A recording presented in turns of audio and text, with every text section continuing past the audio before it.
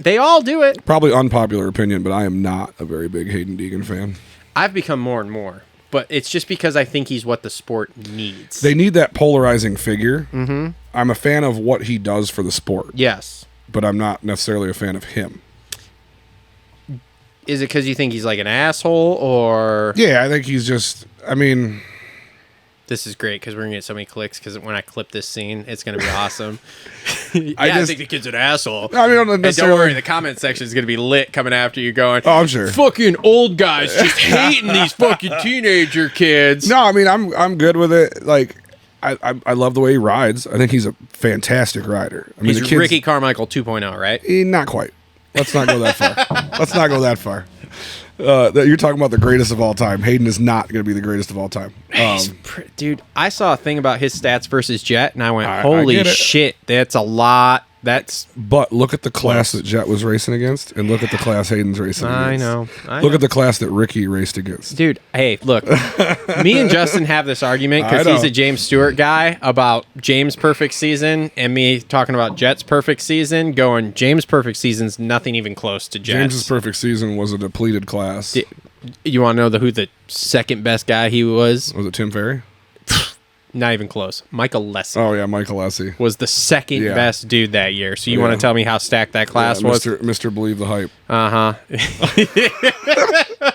We need another one of those. We need another. They're coming. Because Tony's got another kid, so... Of course. You didn't hear? I think he's had like 2 with his new wife. So, like I said, with Deegan, it's one of those, like, I think we need that polarizing figure, but, like, there's a way to come, like, it's okay. It was more okay for a rider like Jason Lawrence back in the day, who was just a punk-ass, broke-ass kid from New Jersey. Yep. You know, a little bit rough around the edges to come talk some shit. Mm-hmm. When you've had a silver spoon shoved up your ass your whole life, like, come on. I mean, I agree with the silver spoon thing. There's no denying that the kid worked his ass off. I would say he's worked his ass off. He's a good rider. Silver spoon, because he could have not worked because most of the time rich kids don't end up doing stuff like that. Me and Grondel have had this conversation, and other people have brought this up of like, dude, look at Eric's dad. Eric's dad's loaded. Eric is not Deegan. Yeah, and he'll admit it. He's like, dude, I didn't have that talent. I just think that he's still young. He's got to learn what to say and when to say it.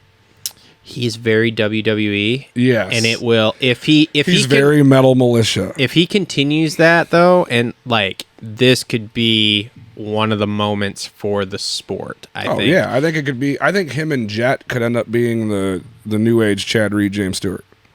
Let's go with the Travis Pastrana, Brian Deegan. Well, yeah, but I mean like the Chad Reed and James where they just it was nonstop. Mm-hmm. One would win, the other would win. One would win, the other would win. I'm just not sure that Hayden's actually going to beat him. Jet? No.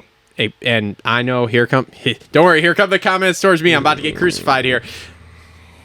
Jet is different. So, I mean... He's different. They talk about this on Pulp all the time. He looks like he's not trying. When he goes from, hey, I'm a second behind and in 2 corners, not a lap. 2 corners. 2 corners. We watched it at MX and Nations the last time at Redbud. My brother and I both went there. Like, I flagged at the bottom of the ski jump, and he flagged Hammer of Thor. Okay. And, like, you could see it. He followed Chase, followed him for a couple laps, and you could see it. They went over Hammer of Thor, and he went from just, like, regular jumping. Mm-hmm. They hit it. He scrubbed it hard as shit, ripped a tear off, and it was like, here he goes. Yep. And by the time they got to T1, he was by him. Mm-hmm. Like, it's just... that kid can turn it on whenever he wants to. And still not look like he's trying. If they don't have 6 mud races in 2025 Supercross, it's going to be boring. He can go undefeated. He can. He's one of the guys that can be the dude to do that. He's one of the guys that can go undefeated for a full season, indoors and outdoors. Mm-hmm. And some people might go off on me about this too. It's a depleted class. Yeah. The talent's not what it used to be. No. It's just not. I mean, Eli, I love Eli to death. Eli's getting older.